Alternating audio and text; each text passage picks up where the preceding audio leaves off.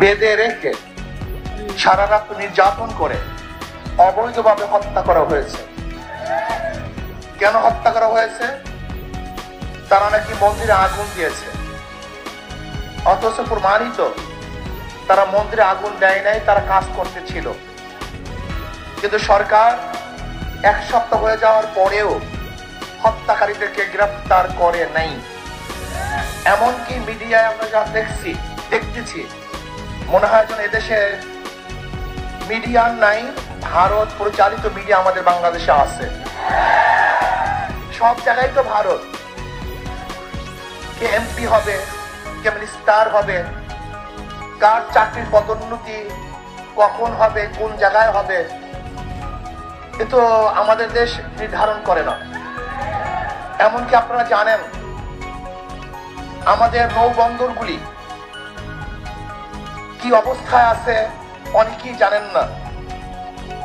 যদি আমাদের দেশের কোনো জাহাজ মাল খালাস করে, সেখানে যদি ভারতের কোনো জাহাজ আসে, আমাদের জাহাজ সরে যেতে হবে, ভারতের জাহাজকে মাল খালাস করতে দিতে হবে। আজকে আমরা কি দেখেছি? শ্মশান পূজা নাঙ্গা তলোয়ার নিয়ে করা হচ্ছে, নাঙ্গা তলোয়ার নিয়ে। আমার নিউজ দেখছি যে শ্মশান পূজা উদ্দীপনার সাথে উদযাপন করা হয়েছে। এইভাবে দেশ চলতে পারে না। আজকে আপনি দেখেছেন যে খাগড়াছড়িতে মৈত্রী সেতুর নামে ভারতের সাথে বিশাল সেতু করা হয়েছে। আজকে বিবাড়িয়ার থেকে বিশাল রোড ভারতকে দেওয়া হয়েছে।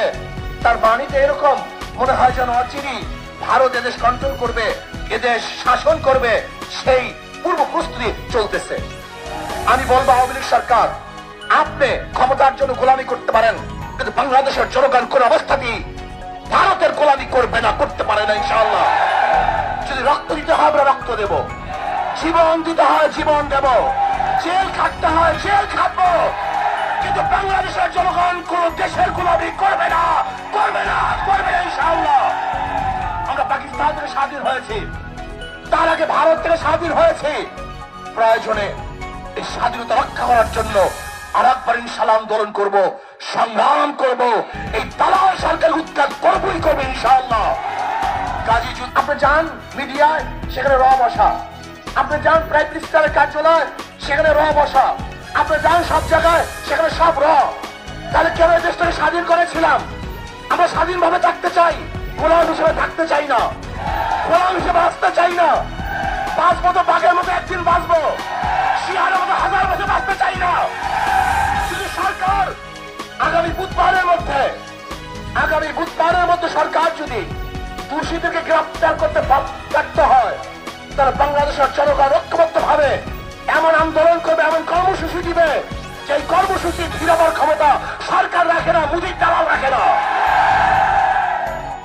আমি মনে করি এই সরকার জনগণের সরকার নয়, বর্তমান সরকার আওয়ামী লীগ সরকার মোদী কর্তৃক নিয়োজিত সরকার। কাজে মোদী কর্তৃক নিয়োজিত সরকার বাংলাদেশের জনগণ দেখতে চায় না, দেখবে না ইনশাআল্লাহ।